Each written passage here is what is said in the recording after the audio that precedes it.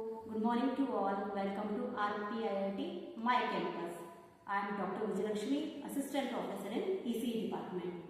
Today we will perform the practical of logic gates.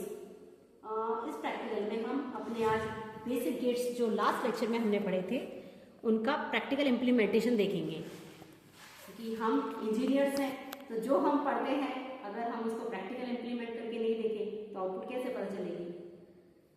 तो सबसे पहले तो हमें लास्ट का कुछ रिकैप कर लेते हैं कि हमने बेसिक गेट से हमारा नॉट गेट, जैसे इसका नाम है नॉट गेट तो ये गेट थोड़ा सा नॉटी है, इसको जो इनपुट देते हैं ये उसका अपोजिट में आउटपुट देता है।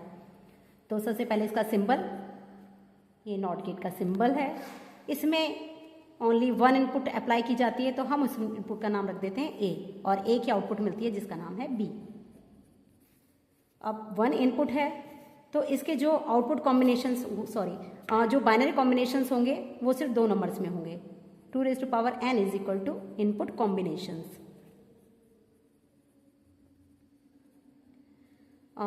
तो इसमें इनपुट है 1 तो 2n इज इक्वल टू 2। तो जो इनपुट कॉम्बिनेशंस बनेंगे वो सिर्फ 2 ही कॉम्बिनेशन में बनेंगे। इसलिए अगर सपोज ए इनपुट है और y आउटपुट है आपकी तो 0 and 1, तो ये हमेशा अपोजिट में आउटपुट देता है। तो अगर हमने इनपुट 0 दी है तो आउटपुट 1 मिलेगी और अगर 1 दिया है तो आउटपुट 0 मिलेगी।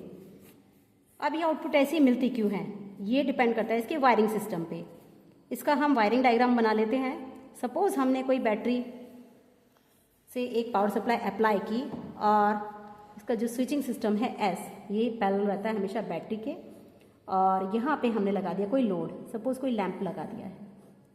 तो अब अगर आप यहाँ पर इनपुट अप्लाई करोगे और ये स्विच ऑन कंडीशन में है, ऑन कंडीशन में है दैट मीन्स 0, तब क्या होगा, जो भी इनपुट आपने अप्लाई की है उसको एक पाथ मिल जाएगा और ये आपका जो बल्ब है ये ग्लो कर जाएगा।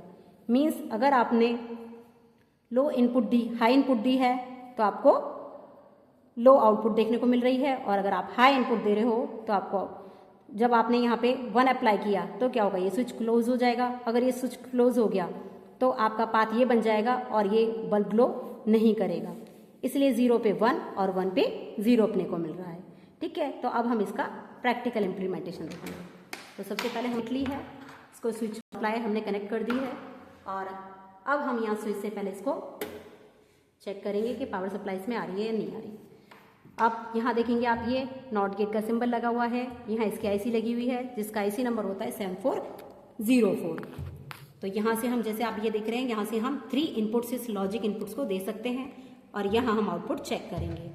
तो नॉट गेट की इनपुट यहाँ पर है तो हमने यहाँ से इनपुट इसके इनपुट में कनेक्ट कर दी है और इसकी जो आउटपुट है वो हम अपने आउटपुट पैनल से कनेक्ट कर देते हैं। अब आप देखेंगे कि अभी ये 0 कंडीशन पे, यहाँ देखिए 0 और 1 आपको दिखाई दे रहा है। तो अगर आपने 0 किया हुआ इनपुट और यहाँ क्या देख रहे हैं आप, आउटपुट क्या मिल रही है अपने को 1, हमारी एलईडी ग्लो कर रही है। और अगर हम अब इनपुट अपनी 1 कर देते हैं तब आप देखिए आउटपुट हमें क्या मिल रही है 0। तो ये हमारे ट्रुथ टेबल को वेरीफाई कर देता है गेट। दैट मीन्स जब हम 0 दे रहे हैं तो आउटपुट हमें 1 मिल रही है और जब हम 1 दे रहे हैं तो आउटपुट हमें 0 मिल रही है। सेकेंड गेट है हमारा एंड गेट।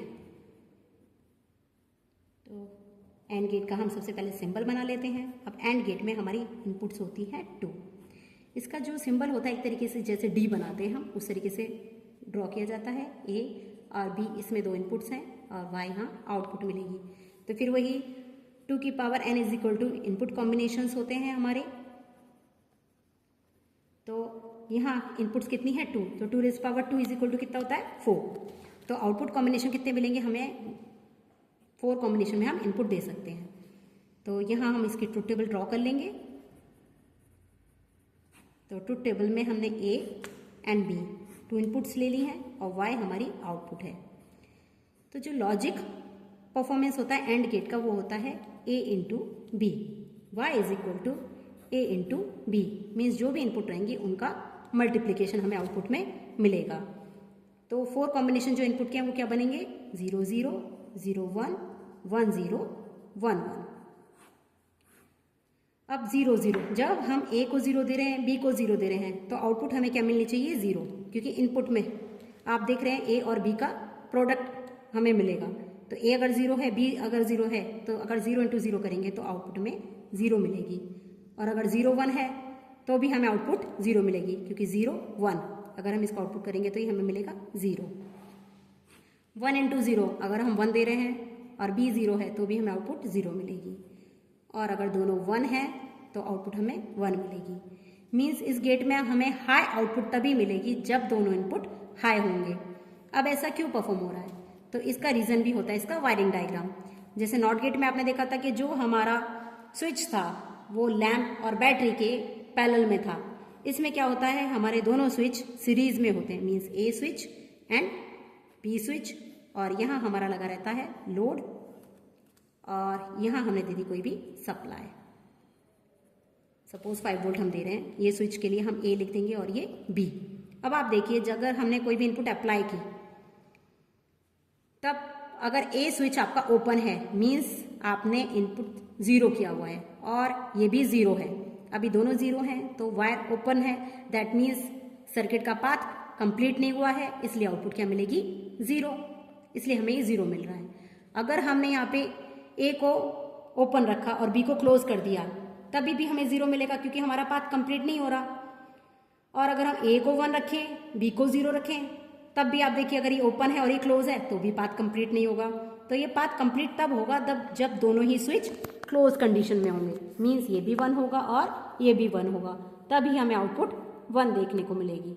तो अभी हम इसका प्रैक्टिकल इम्प्लीमेंटेशन देखेंगे। तो यहाँ देखेंगे आप, सबसे पहले जो हमारा गेट लगाया गया है एंड गेट। अब इसकी 2 इनपुट्स हैं, तो हम इस पर 2 इनपुट्स दे देंगे। एक इनपुट मैंने यहाँ से अप्लाई कर दी और एक इनपुट हम यहाँ से अप्लाई कर देंगे, और इसकी आउटपुट को हम यहाँ चेक कर लेंगे। ठीक है, तो अब सबसे पहले हमने दोनों को 0 कंडीशन में रखा गया है, ए भी 0 है और बी भी 0 है। तब आप देखिए आउटपुट क्या मिल रही है आपको? 0। अब हमने ए को 0 रखा लेकिन बी को 1 कर दिया, देखिए ये ग्लो कर गई, तब आपकी आउटपुट 0 है। अब अगर हमने ए को 1 किया और बी को 0 किया, तब भी आपकी आउटपुट 0 है। लास्ट अगर हम दोनों को ही 1 करेंगे, तब आप देखिए हमारी आउटपुट 1 आ रही है। यानी कि हमने इस प्रैक्टिकल